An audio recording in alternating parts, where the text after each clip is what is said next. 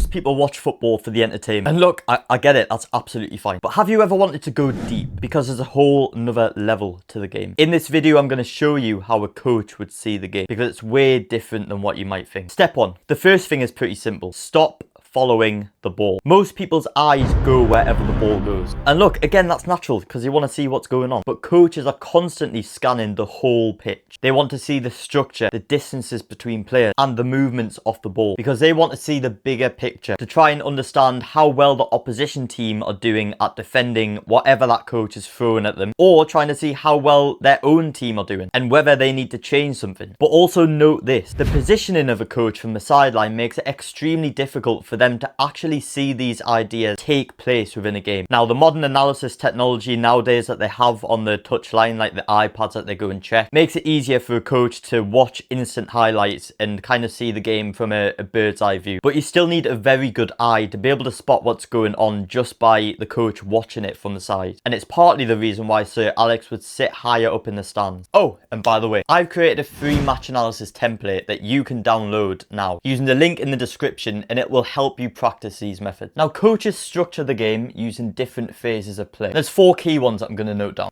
in possession, out of possession, transition to attack, and transition to defend. For example, in possession, you might use a 3-4-3 formation, looking for width, looking to stretch the play with these 2 wing backs, and possibly attempting to play straight through the middle of the pitch to try and attract as much pressure from the opposition team as possible, to try and suck in their bodies to go central into that pressure, to then be able to play wide into that space. And then, because the bodies were committed, you've now got more space for the attackers to receive the ball if this wing back was to receive it. Out of possession, however, you might go for something a little bit more like this: a 5-3-2, where your wing backs drop back to form that back line of 5, whilst dropping one of your attackers from this original front line of 3 into the midfield line to form a 3-man midfield, to then leave your 2 strikers up front to be the first line to engage the ball when the opposition have it. And this might work against an opposition team, because if the opposition are attacking like this in their in-possession formation, then the back line are all matched up 1v1, and you are overloading the middle of the pitch with your 3-man midfield against their 2-man midfield. That is down to the coach on the other team to be able to adapt to that. How is he going to solve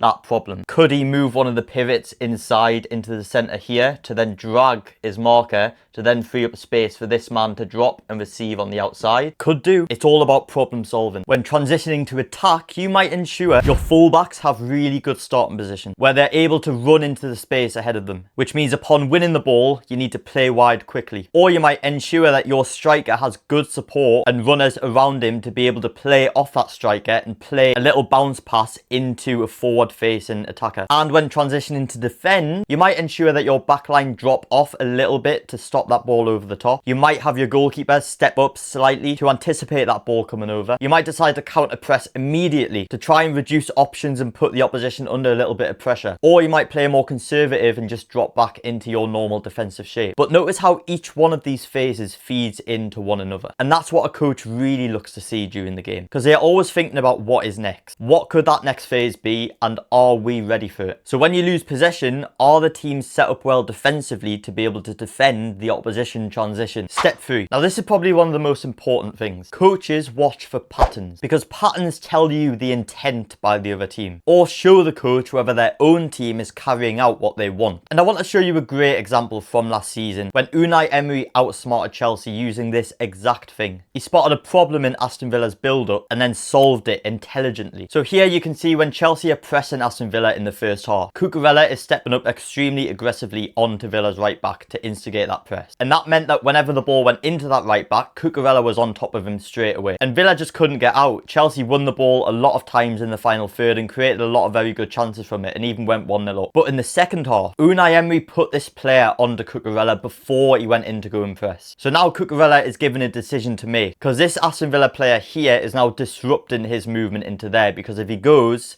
then he's free to receive. And so Cucurella has to stay back to be able to protect the back line. And now that ball can be played into the right back and Villa can get up the pitch. And that is just one example of being able to spot a pattern and change it to adapt in the second half. And Villa actually ended up overturning a 1-0 deficit to win 2-1 in the second half. So patterns are more often than not structural occurrences. Tiny little movements which affect how the game plays out, how this player presses, how this team are attacking, how this space is being created. It's up to you, the coach, to adapt. And they can only do that by watching for these patterns. So there are 3 things that coaches do differently, and it changes the way they see the game. And if you want to change the way you see the game, remember to subscribe to the channel, as next week you will learn how to spot talent in the player when no one else sees it. And also remember to download your match analysis template. I'll see you on the next one.